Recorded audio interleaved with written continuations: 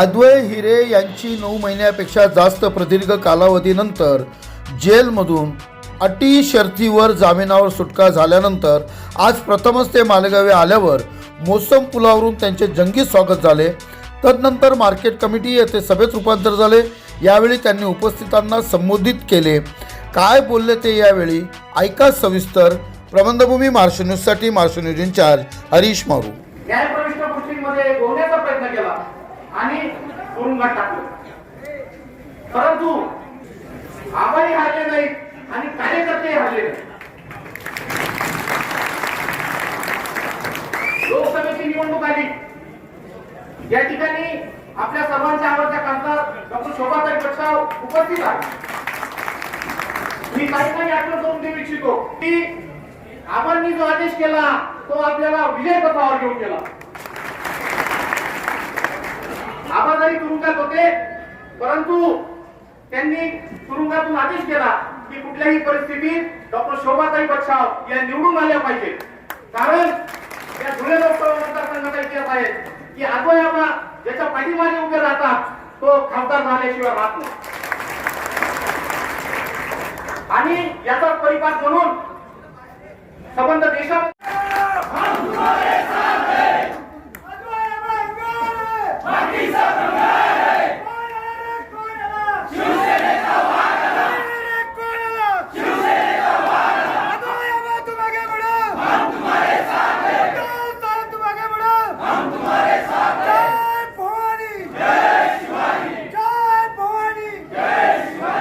अशा असंख्य युवकांचा उत्साह ओसंडून वाहत आहे आणि अद्वै आबांच्या पाठीमागे ही सर्व ताकद एकवटली आहे। खरोखर इतक्या मोठ्या प्रमाणात, इतक्या मोठ्या संख्येने ही सर्व मंडळी उत्स्फूर्तपणे या ठिकाणी आलेली आहे। कुठल्याही प्रकारे आम्ही आयोजक या नात्याने सोय केली नाही, फक्त अद्वै आबा येणार हे सोशल मीडियावर फिरलं आणि हजारोच्या संख्येने या ठिकाणी अद्वै आबांची भेट घेण्यासाठी मंडळी या ठिकाणी आलेली आहे।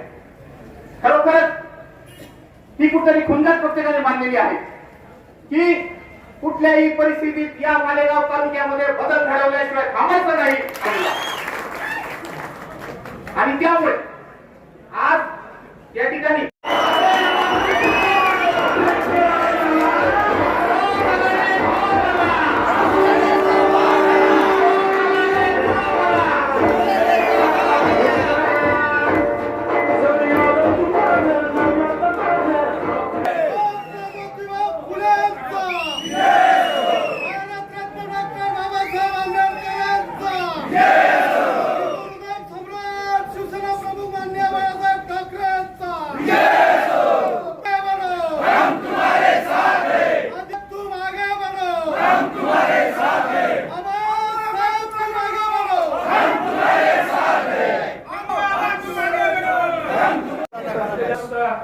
तुम्हाला सगळ्यांना माझा जय महाराष्ट्र।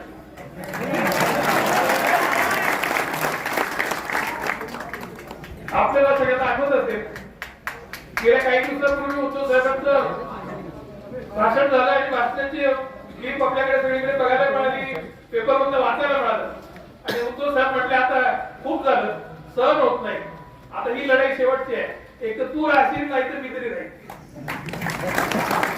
उद्धव साहेबांचं मन खूप मोठं आहे, मी उद्धव साहेबांचं मोठ्या माणूस नाही आणि त्यामुळे मी निश्चितपणे आज सांगतो इथून पुढे फक्त मी आणि मी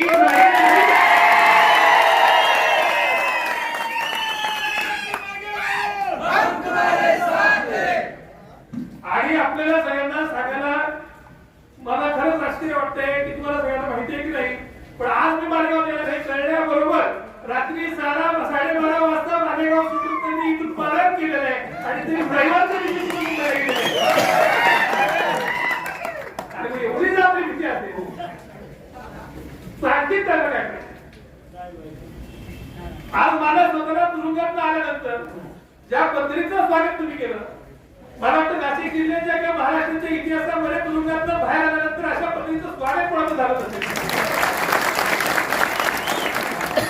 आणि मला तुरुंगात गेल्याचं जरा दुःख नाही।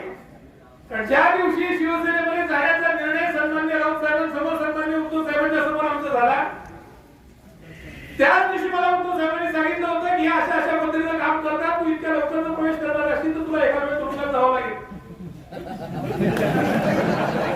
आणि मी तुरुंगात जाण्याची मनस्थिती करूनच पक्षात आलो होतो.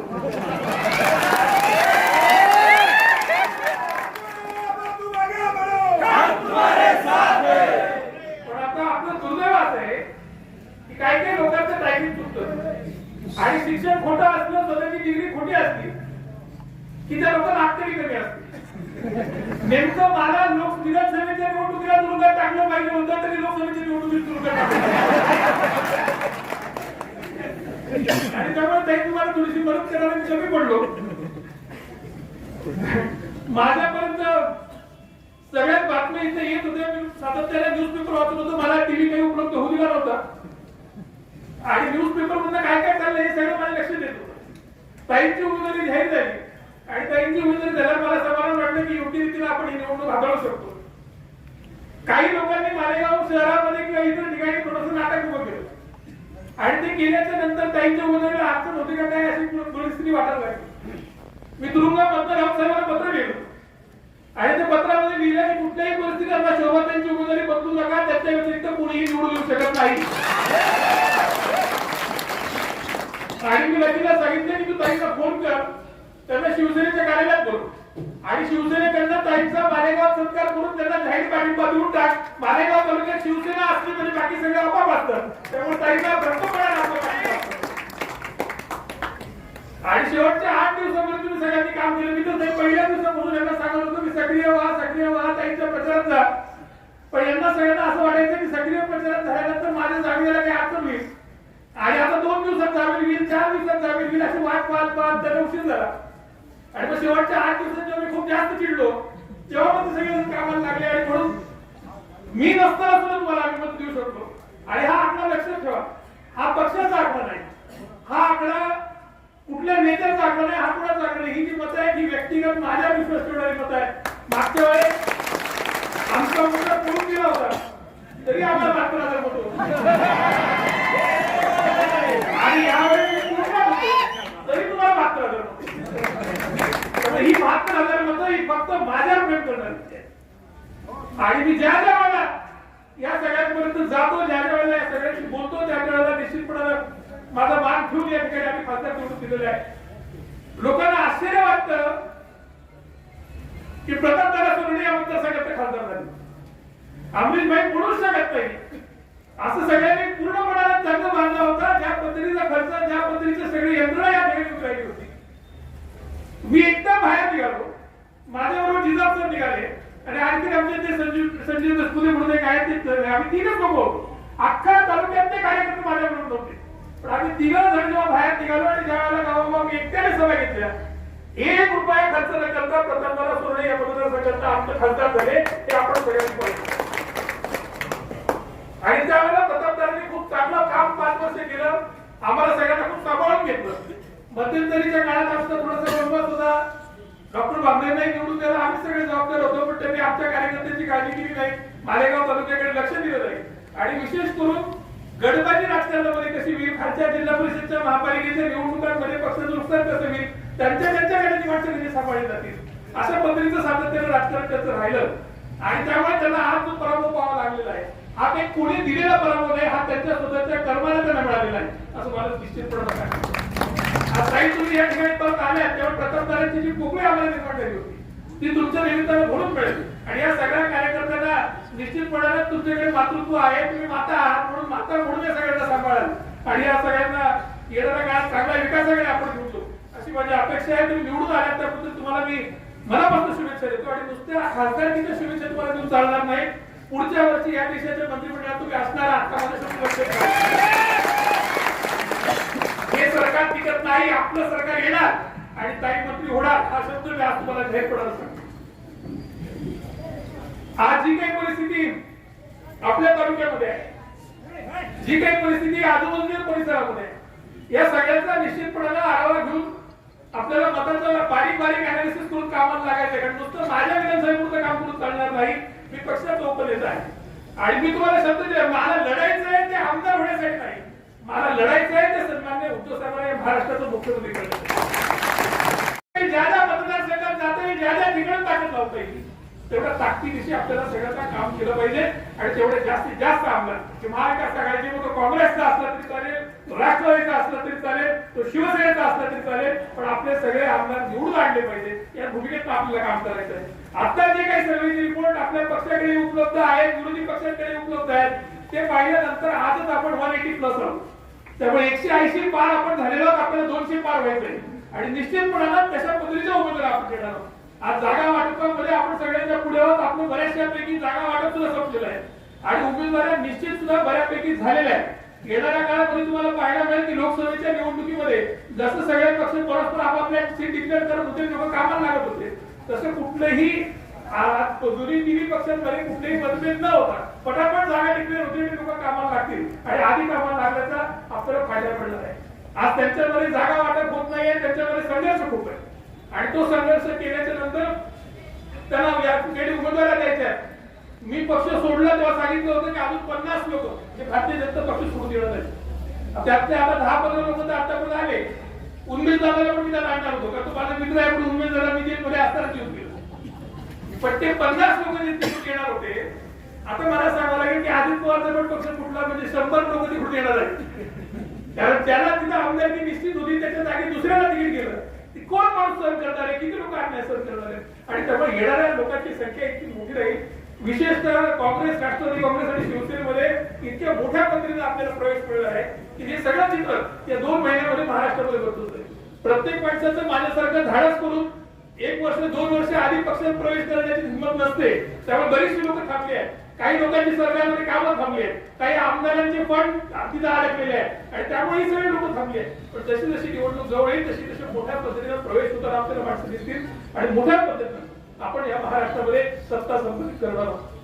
फक्त सत्ता संपादित करताना आपल्यासमोर खूप गंभीर प्रश्न येणार आहे. कारण आपण लाडकी भेट योजना आणलेली आहे. आता जुनी पेन्शन पण आपण देणार आहोत. राज्यावर झालेलं कर्ज हे प्रचंड आहे आणि हे सगळे खर्च केल्याच्या नंतर विकास करायला तुम्हाला पैसे शिल्लक राहतील का, हा आपल्या सगळ्यांच्या समोरचा प्रश्न आहे. मला असं वाटतं की आताच जे सरकार चालू आहे या सरकारला खात्री आहे की ते परत सरकारमध्ये येणार नाही आणि म्हणून जसं डेट ट्रॅप असतात तसं मृत्यूचा सापळा रचून पुढचं सरकार कशा पद्धतीने आश्रय आणता येईल या पद्धतीचं काम या राज्यामध्ये चाललेलं आहे. आताच जे काही अर्थसंकल्प झाला तो न कळण्या एवढे अजित पवार नाराज नाहीत, तो न कळण्या एवढे फडणवीस सुद्धा नाराज नाहीत. तरी सुद्धा अशा पद्धतीचा जर अर्थसंकल्प या महाराष्ट्रामध्ये दिला जाणार असेल तर तुमची आणि आमची गडनोट करण्याचं काम हे सरकार करतंय. हे सगळं थांबवावं लागेल. या राज्याला पुन्हा जायला आपल्याला उभं करावं लागेल. अन्यथा येणाऱ्या काळामध्ये ही लोक फार वाईट परिस्थितीमध्ये हा राज्य घेऊन जाणार. माझ्या समस्त आयुष्यामध्ये काम करत असताना मी गुन्हेगारी पासून खूप लांब राहिलो. मी कुठल्याही क्रिमिनल मॅन्साची माझ्या आयुष्यात सपोर्ट ठेवलं. मी मालेगाव तालुक्यातल्या कुठल्याही पोलीस किंवा पोलीस प्रशासनाच्या मोठ्या अधिकाऱ्याला सांगून टाकू की मी एखाद्या कार्यकर्त्याला मदत करा म्हणून तरी कोणाला फोन केला असेल, मी चुकून केला नाही. ज्यावेळेला एखादं आंदोलन होतं सर्वसामान्य कार्यकर्त्यांची भूमिका रस्त्यावर मांडली जाते आणि त्याला जर पोलीस त्रास देत असतील तर त्या वेळेला निश्चितपणे भूमिका घेतली. पण मी क्रिमिनल लोकांबरोबर तरी संबंध ठेवला नाही. पण आता ज्या लोकांशी मी संबंध ठेवला नाही त्या लोकांमध्ये मला घेऊन टाकलं. 9 महिने मी त्या लोकांबरोबर राहिले. 9 महिने त्याच लोकांनी मला जीव पोहोचला. आता त्यांना सोडायचं कसं? आबू सगळं माझ्याच बाजूला राहतो. त्यामुळे इथून पुढे मालेगाव तालुक्याचं कोणी गायब झालं तर चुकूनही माझं नाव घेऊ नका.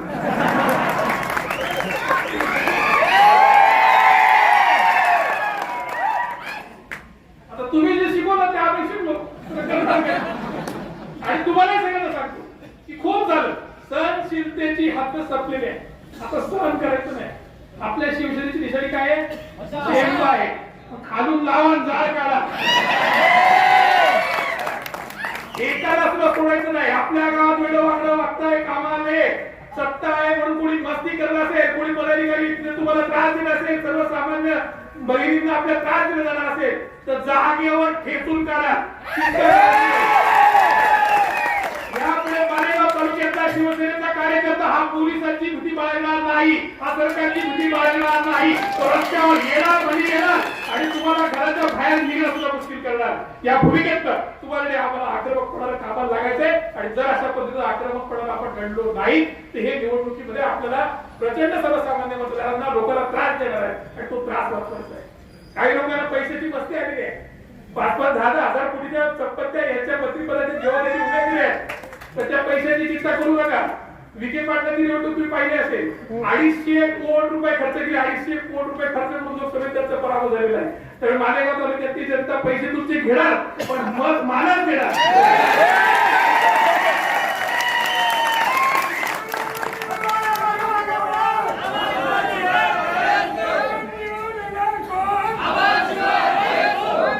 काही लोकांना तर उकळ्या फुटल्या होत्या, त्यांना वाटलं होतं मी तुरुंगात गेलो म्हणजे मी निवडणूकच लढत नाही.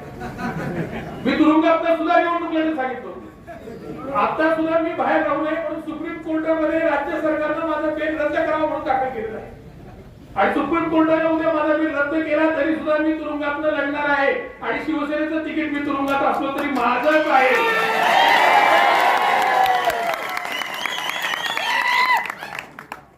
मी शिवसैनिक आहे, तसा मी ठाकरे परिवाराचा सदस्य आहे. उद्धव साहेबांचा आणि वैदी साहेबांचा माझ्या प्रचंड जीव आहे. राऊत साहेबांचा मी घरातला बाकी आहे. आणि शिवसेनेची जी कमिटी आहे त्याच्यामध्ये आम्ही तिकीट ठरवतो, त्याच्यामध्ये लोकांची तिकीट ठरवायला मी आहे. तुम्ही माझं तिकीट दिलेलं तर ठरवणार. त्यामुळे प्रत्येकाने आपलं अंतरुण पाहून हातपाय पसरावे असं मला निश्चितपणाने सांगायचंय. बाकी जे आहेत त्यांना सगळ्यांना सोबत घेऊन आपण लढणार आहोत. जे नसतील त्यांच्याशिवाय लढणार आहोत. काँग्रेस, राष्ट्रवादी काँग्रेस आणि शिवसेना उद्धव बाळासाहेब ठाकरे हे तीन पक्ष या मालेगाव तालुक्यामध्ये एकच पक्ष आहेत. या भूमिकेतच आपल्याला वागायचं आहे. आणि सगळ्या म्हणजे पंचायत समितीच्या, जिल्हा परिषदच्या असतील, महापालिकेच्या असतील, सगळीकडे आपल्याला एकत्रपणाने पुढे जायचं आहे. काही आपल्या जवळची माणसं थोडीशी दुरावली आहेत, काही पक्षापासून दूर गेली आहेत. ती का गेली आहेत त्याच्याशी आपण संपर्क करून त्यांना जवळ आणण्याचा प्रयत्न करू. पण मागितलं त्या निवडणुकीला मालेगाव तालुका माझ्या पाठीशी उभं राहिला. तरी अचानकपणाने मला पक्षाने आदेश दिला नांदगाव मध्ये विधानसभा लढायचं. 15 दिवस मला मिळाले. 15 दिवसामध्ये मालेगाव तालुक्यातले 3 जिल्हा परिषद गट माझ्याकडे होते. 3 गटांमध्ये 10-10, 11-11 हजार मताचं मताधिक्य ते गट मला देत होते. इतकं प्रेम या तालुक्यात माझं. आणि आता तर मी माझ्या स्वतःच्या तालुक्यात नाही. तर मला कोणावर विसंबून राहायची गरज आहे की मला कोणाचे पाय पकडण्याची गरज आहे, अजिबात नाही. आणि 4 पुढाऱ्यांचे पाय पकडण्यापेक्षा सर्वसामान्य जनतेच्या पायावर डोकं ठेवणं मी पसंत करेन.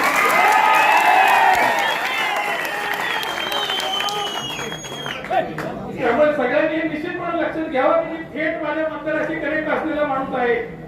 मला कोणी पदावर आहे कोणी नाही याच्याने फरक पडतो. त्यामुळे सन्मानानं तुम्हाला माझ्याबरोबर मोठं व्हायचं असेल, सन्मानानं माझ्याबरोबर पुढे यायचं असेल तर तुमचं सगळ्यांचं स्वागत आहे. आणि नसेल तर मग तुमच्यासाठी माझ्याकडे पर्याय पडेल. आणि म्हणून विचारपूर्वक इथून पुढे सगळ्या गोष्टी या होणार आहेत. आतापर्यंत फक्त कोणाचं मन दुखवायचं नाही म्हणून खूप प्रामाणिकपणाने मी सगळ्यांना सांभाळून सगळ्यांना सोबत घेऊन गेलो. तर इथून पुढे मी तसं करणार नाही. इथून पुढे वाढत असताना सर्वसामान्य माझ्या मतदाराचा आवाज काय, माझ्या कार्यकर्त्याचा आवाज काय, तो जाणून घेतल्याच्या नंतरच पुढची आमची भूमिका असणार. येणाऱ्या निवडणुका 2 महिन्यामध्ये व्हायच्या होत्या, त्या आता थोडे लांबले. कारण सरकारला भीती वाटते की जेवढं निवडणूक जवळ घेतली तर सरकार येत नाही, त्यामुळे ते लांबवण्याचा प्रयत्न करतात. आणि मला आनंद आहे की त्या लांबतायत. पण निवडणुका जेवढ्या लांबत जातील तेवढं सरकार निवडणूक वातावरण जाणार आहे, तेवढे आपले जास्त लागेल. आणि येणाऱ्या निवडणुकीमध्ये आपलं सरकार कशा पद्धतीने स्थापन झालं पाहिजे. आज मालेगाव तालुका मागच्या 20 वर्षामध्ये सगळी वाट लावून ठेवलेली आहे. तो आपल्याला दुरुस्त करावा लागणार. आज 20 वर्षामध्ये विकासच नाही. मगाशी पवन त्याला भाषणात बोलला मी तुरुंगातनं वाचलं की नारपार मंजूर झालं. मला आश्चर्य वाटतं 10 टीएमसी पाणी. हा माणूस इंजिनियर होता पीडब्ल्यूडी मध्ये, इरिगेशन मध्ये, आणि 10 टीएमसी पाणी चालवत नाही. डोक्यावर पडलाय का काय? पाणी किती आहे तुम्ही आणता, किती आहे तुम्ही सांगता काय? तुमचंच भाषण होतं प्रशांत विधानसभेला उभे असताना की नारपार आहे, आरपार आहे, नारपार मध्ये पाणी नाही आहे. प्रशांत खोटं बोलतायत. आणि एका नेत्याने सांगितलं होतं की नारपारचं मालेगाव तालुक्यात असे मोठे मोठे पाठ झालेले आहेत, तिथं पाणी वाहत आहे, त्या पाण्यामध्ये मी गळ टाकून मासे धरतोय आणि ते भाजून खातोय असं मला स्वप्न पडतं. मी तुमची भाषण विसरलोच आहे. आणि मग आज नारपारची वेळ आली तर श्रेय घ्यायला तुम्ही कुठे राहतात? स्वतःही तुमचे सहकारी खासदार आहेत आपले धुळ्याचे, दिंडोरीचे, त्यांनी प्रश्न विचारला आणि त्या प्रश्नामध्ये केंद्र सरकारने डायरेक्ट सांगून टाकलं की या प्रकल्पाला आमची मंजुरीच नाही, हा प्रकल्प फिजिबलच नाही. आणि हा जर फिजिबल नसेल, सीआर पाटलांचं उत्तर आहे फिजिबलच नसेल तर गुजरातचं पाणी ते महाराष्ट्राला घेणार आणि केंद्र सरकारच्या परवानगीशिवाय घेणार. मोदी त्याचं स्वतःचं गुजरातचं पाणी सोडणार आहे का तुम्हाला? आणि मग केंद्र सरकार नसताना फक्त निवडणुकीच्या तोंडावर खोटं बोलायचं आणि खोटं बोलायचं राजकारण. आता ते आरएमसीचे प्लॅन टाकून अख्ख्या महाराष्ट्र टाकली करायचं, कॉन्क्रीट करायचं चाललंय. ते सगळ्या महाराष्ट्रात ह्यांचाच कॉन्क्रीट चाललाय. आता धरणं बांधायचं पण धंदा यांनी घेतला का काय माहित नाही, त्यामुळे आता धरणं काढायला लागले. जलपूजनची यात्रा चालू आहे. जलपूजनची यात्रा करायला तुम्ही तुमच्या 20 वर्षामध्ये किती टक्क्याला सिंचन मालेगाव तालुक्याचं वाढवलं हे जाहीर पडायला लोकांचं. मला त्या केसमध्ये तुम्ही तुरुंगात टाकलं होतं.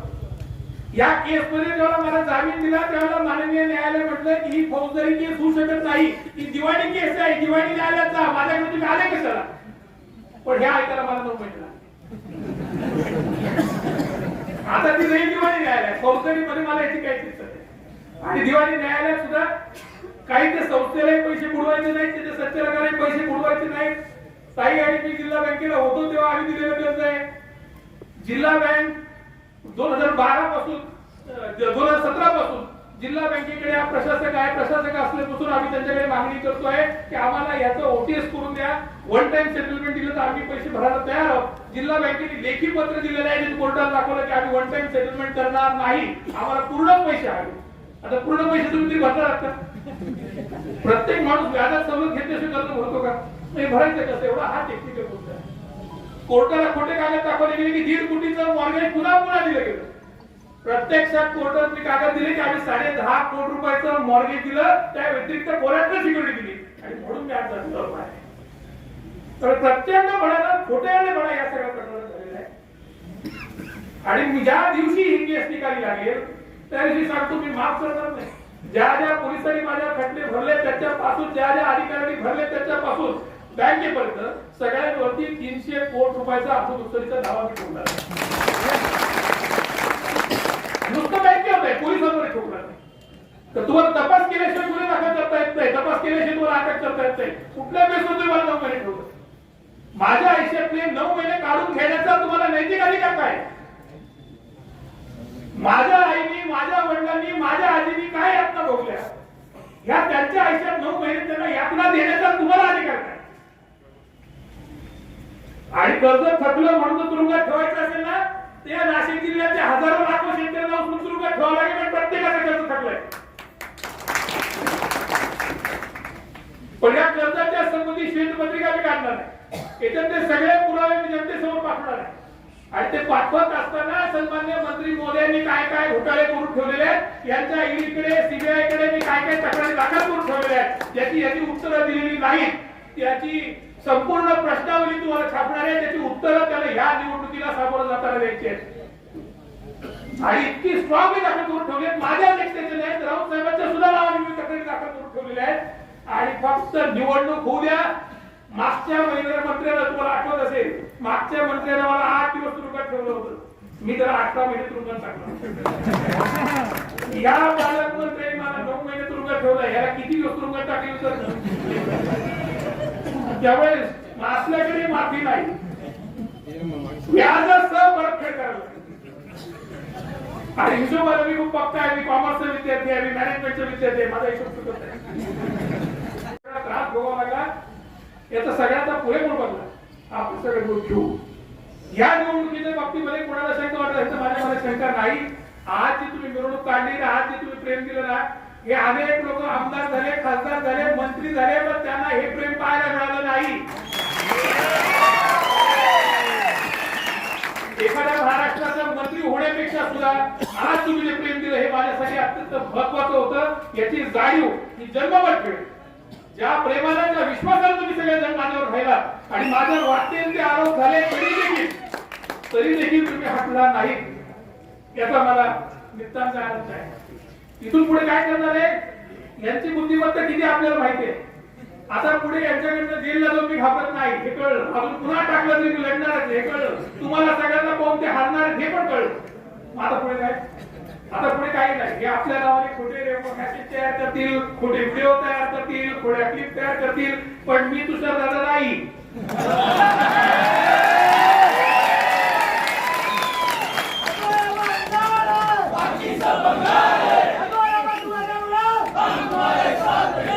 तू दंगट असेल तर मी 7 नंगट व्हायला तयार.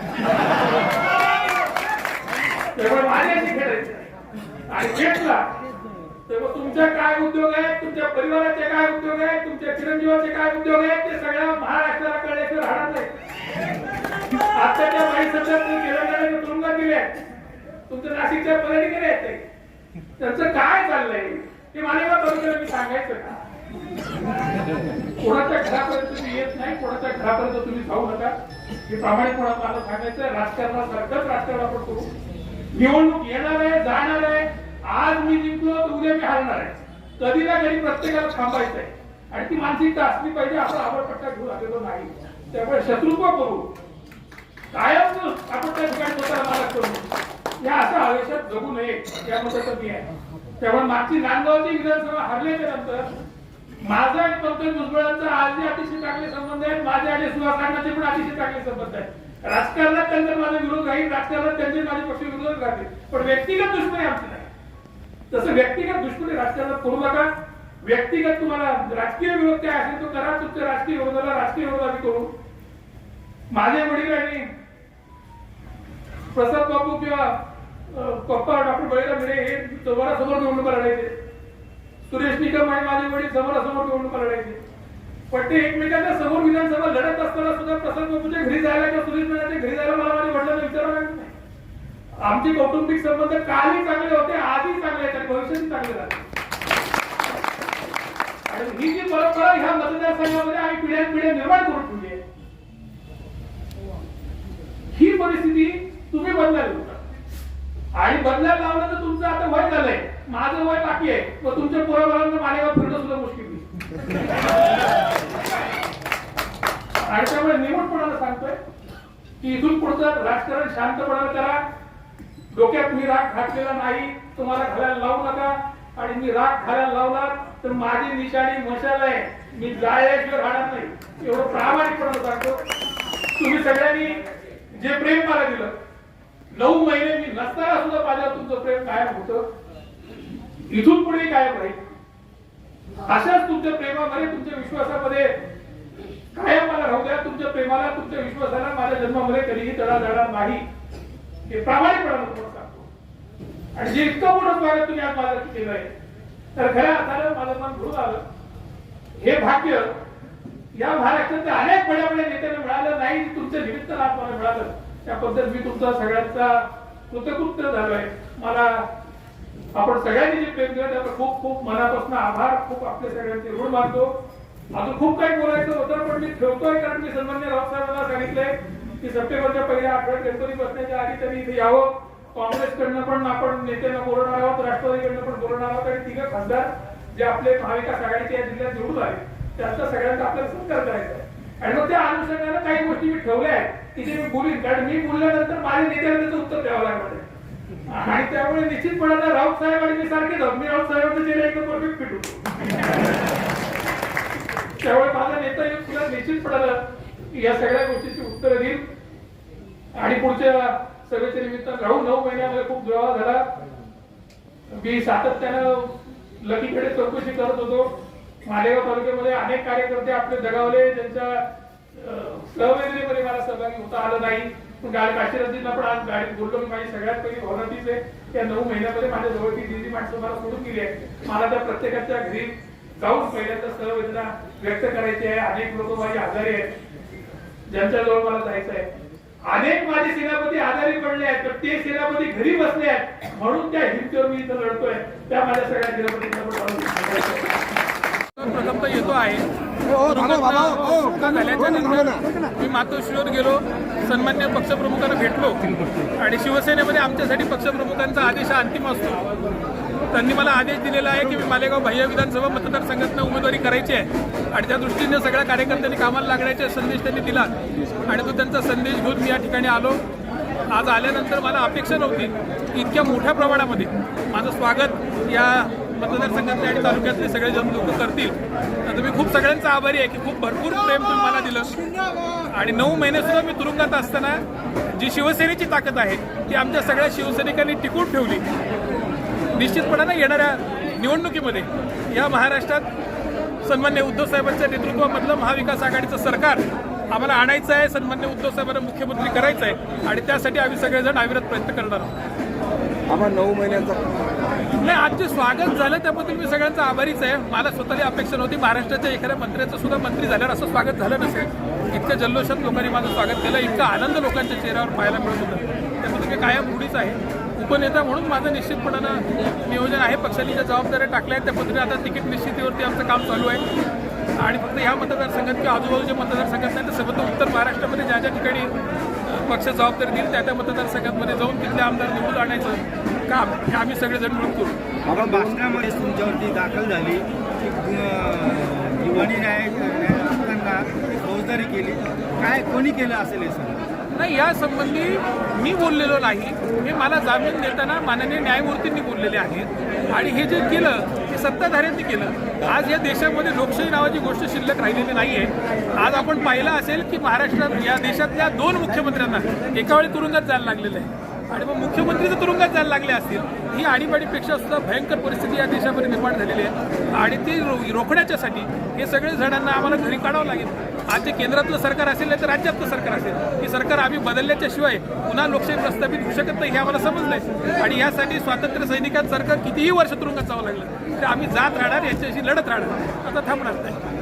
आम्हा तुमच्याबरोबर मालेगाव शहरामध्ये माझे जे 12 परिवाराचे बंडू काका बच्चा होते हे देखील आता सेनेत आले आहेत. बंडू काका सेनेत आले आहेत असं मी ऐकलंय.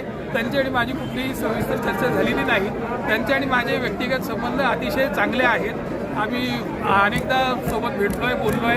त्यामुळे येणाऱ्या काळामध्ये त्यांच्याशी चर्चा करून त्यांची काय भूमिका आहे ही समजून घेऊन त्यांचं पक्षामध्ये निश्चितपणाने स्वागत केलं जाईल. त्यांनी आमदारकीच्या बाबतीत इच्छुक आहे. शिवसेनेमध्ये कोणी निवडणूक लढवावी आणि कोणी नाही हा स्वतःचा निर्णय नसतो, हा पक्षश्रेष्ठींचा निर्णय असतो. आणि पक्षप्रमुखांनी मला आदेश दिलेला आहे. त्यामुळे त्यांना अधिकची चर्चा करायची असेल तर ते पक्षप्रमुखांची करू शकतात. मला त्या गोष्टीला कुठेही विरोध नाही. आज उपस्थित नव्हते ते. आज मी कोणाला बोलवलेलं नाही. आज काही प्रोटोकॉल नाही आहे. आज जे माझ्यावर प्रेम करणारे समर्थक आहेत त्या सगळ्यांची ही गर्दी आहे. आणि त्यामुळे आज कोण होतं कोण नव्हतं हे म्हणणं गरजेचं नाही आहे. ताज्या व महत्त्वाच्या बातम्या बघण्यासाठी प्ले स्टोअरवर जा, प्रबलभूमी ॲप डाउनलोड करा व या धावपळीच्या जीवनात अपडेट राहा.